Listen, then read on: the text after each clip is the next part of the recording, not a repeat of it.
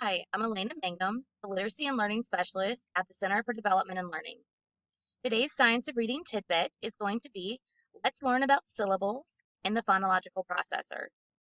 Center for Development and Learning is a premier thought leader in Louisiana with over 25 years of experience. We also hold a national literacy conference called Plain Talk. Our mission is to improve the life chances of all children, especially those at high risk, by increasing school success. Our purpose is to achieve equity in education and close the opportunity gap for high-risk youth. And we believe that children, regardless of how they look and where they come from, how they learn, can and will achieve school success when provided with highly effective teachers and positive supportive learning environments. So what is a syllable? A syllable is part of a word that contains a single vowel sound and that is pronounced as a unit. So a good student-friendly definition is a syllable is a part of a word with a talking vowel. And I used to tell my students all the time that every syllable, every time you break apart a word, that's the syllable chunk, and you're going to have a vowel sound. So when students gain the ability to hear those phonemes, which are sounds that comprise words, they can explore speech sounds as syllables. So is it important to teach syllable types? Yes, absolutely. Here are the 3 points that I want to talk to you about why it's so important. So dividing words into parts or chunks helps speed the process of decoding. Teaching the rules for syllable division can help students read the words more accurate and fluently. And really overall, just understanding the syllables can help students also learn to spell words correctly. So with permission from Dr. Carol Tallman, I want to show you the hourglass figure. So at the top portion is phonological awareness, and you'll see it broken down into early, basic, and advanced skills. There's syllables listed in early phonological awareness. You're going to also see down at the bottom of the hourglass figure, when it goes into orthography, that there is another listing right here for syllables. So we have to know the difference and making sure we're teaching and addressing both of these. In the middle, you're going to see the hourglass is connected. It says letters and sounds. So that's really the alphabetic principle. That's where phonics goes into play. So remember, the phonological awareness, which we're going to talk to about today, is really when you're training the ear and listening to all the sounds and being able to manipulate sounds and words. So digging deeper, when we talk about syllables at the phonological awareness level, there's going to be some areas that students need to work on and master. They need to be able to blend, segment, add, delete, and substitute syllables.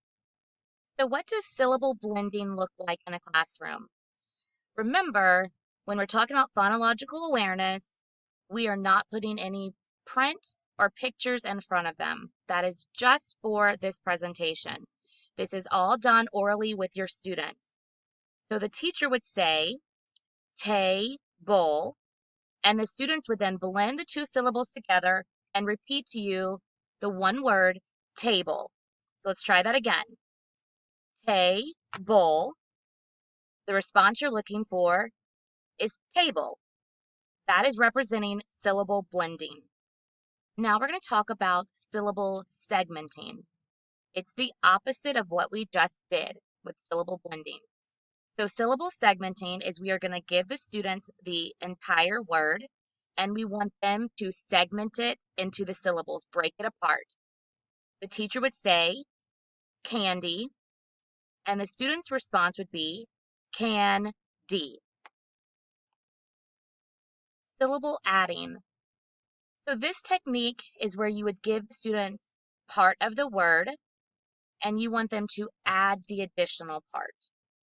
So for instance, if I said gar and then add den, they would have to put the 2 sounds together and say garden.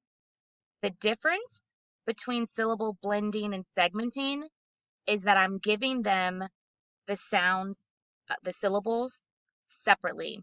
So listen again how this would sound. If I was a teacher, my turn, gar, you would ask your students to repeat it. Your turn, they would repeat gar, and you would tell them to add the sound, the syllable den.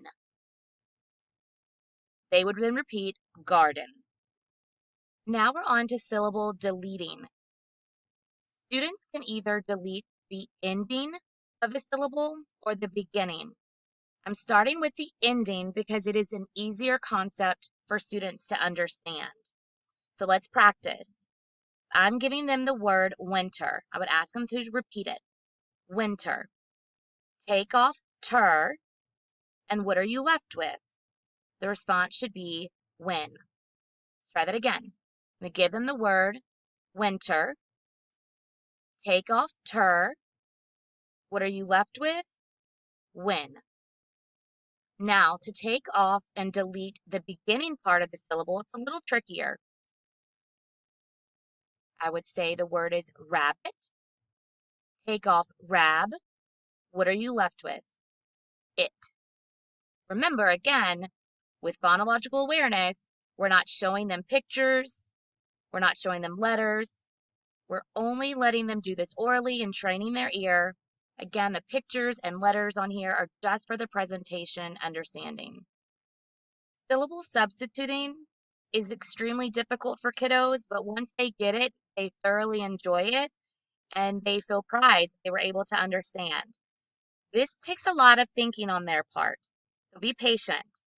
So let's give an example. If I started with the word monster, I would ask my students, my turn, monster, your turn. I'd want them to repeat the word monster. Take off mon, add ham. The response would be hamster. Let's try that again. My turn, monster. Your turn. Take off mon and add ham. Response should be hamster. I hope you enjoyed today's Science of Reading tidbit. Remember, we spoke about the syllable level at the phonological awareness stage. Next week, I'll deepen the understanding of going down to the orthographic area of the brain and talking about how syllables work in that area. We spoke about syllable blending, syllable segmenting, adding, deleting, and substituting. Seems like a lot for students, but they can absolutely accomplish this, and it is extremely crucial to becoming a skilled reader. Thanks for tuning in, and let's stay connected. Email me with any questions or topics you would like to learn more about. Please like and follow us on Facebook, LinkedIn, YouTube, and Twitter.